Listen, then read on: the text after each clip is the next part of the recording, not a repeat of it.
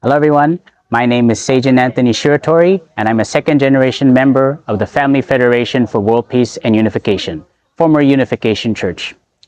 Today, I would like to speak about my faith and share my thoughts regarding the situation of my church here in Japan.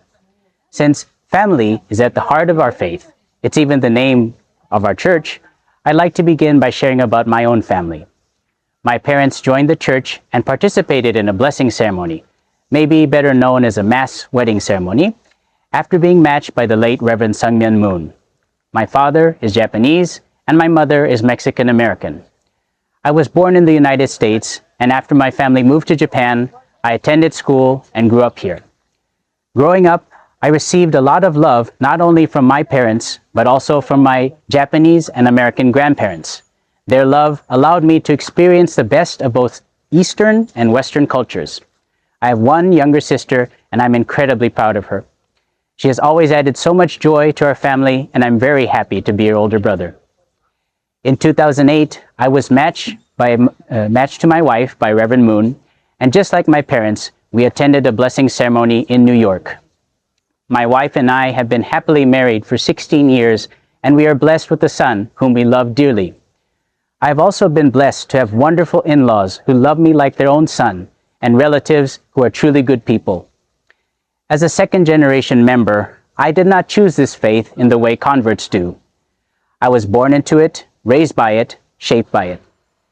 Some may see that as a reason to pity me or assume that I was indoctrinated. But for me, it has been a deep source of meaning, grounding, and community. While my parents' generation found faith after searching for truth and peace in the midst of chaos, my generation was raised to embody those ideals from the beginning. That may not make us perfect, but it makes our sincerity no less real.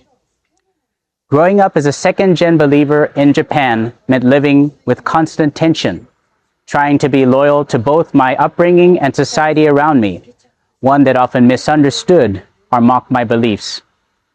I've tried my best to be a bridge, not a wall. I speak 3 languages, I've worked as a translator and interpreter, and I've done everything I can to serve both Japan and my faith community with dignity. But watching the government dismantle my spiritual home while the media cheers has made me feel like a stranger in the land I grew up in. I've been suffering from depression, and I've been treating it for a few years now, but my condition has worsened after the Tokyo District Court issued an order of dissolution. My anxiety has become so great, I have trouble sleeping and must rely on both antidepressants and sleeping pills. The relentless negativity in the media has made me feel dehumanized, as if I don't deserve to exist. I understand that there are those who claim that even if my church is dissolved, we members will still be able to continue our life of faith. However, seeing how some young members have already committed suicide, and how there are multiple incidents in which our members are treated with cruelty and contempt, I'm greatly concerned that Japanese society will see the dissolution as a confirmation that we are less than human. Those antagonistic to our church have labeled us as antisocial, and people from the media have mocked us, calling us mentally deranged lunatics and cockroaches in their breeding season. I feel that many in Japan believe that they can do or say whatever they want to as long as it's against my church. Sometimes I wonder how many members' rights need to be violated before people can realize that we are suffering. How much blood needs to be spilled? How many lives must be shattered before society realizes that we are human just like they are? I am also deeply concerned that the dissolution order has been issued as a result of the assassination of former Prime Minister Shinzo Abe. I would understand calls for dissolution if a church member acting in support of its teachings had taken the life of Mr. Abe in order to further the church's goals. However, Mr. Abe's assailant attacked him, wanting to hurt the Family Federation, not support it. The Japanese government and judiciary requesting and actually issuing a dissolution order has sent out the message to the Japanese people and the world that in Japan, those who commit acts of terror will get exactly what they want. It seems to me that recent Japanese society has been busy vilifying and attacking the Family Federation, while doing almost nothing to fight terrorism.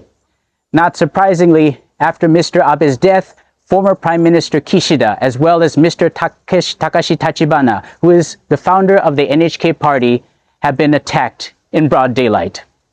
I worry that unless the order of dissolution of the Family Federation is overturned, Japan will become a hotbed of dangerous terrorists.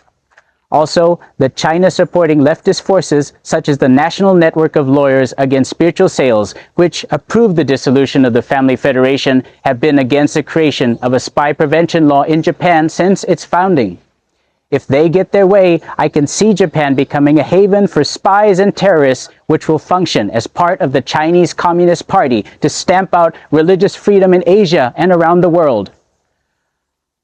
Although I feel deeply hurt by the Japanese media and government, I understand that there have been many who have suffered for their faith in history, such as early Christians in Rome, Jews during Nazi Germany, and more recently, Falun Gong practitioners in China. As I feel the pain of trying to uphold my faith and be true to who I am, I will always keep them in my heart. I pray that I can be successful in honoring them by standing strong in my own faith and values. I want to make sure never to lose sight of the joy in life and strive to lead a virtuous life centering on God and my family. I pledge to work hard so that the tragic death of former Prime Minister Shinzo Abe will not be in vain. Actually, the day of his funeral was on the same day as my birthday. I feel that for me to stay in my church and continue in my life of faith is the best way to honor him and honor Japan, the nation which is my second home. I'll work hard to continue to share the many wonderful things about the Family Federation and strive to make the world a better place. The situation in Japan has been extremely unfortunate, to say the least, but I've been greatly encouraged seeing so many church members, both young and old, stand firm in our beliefs in the face of intense hostility.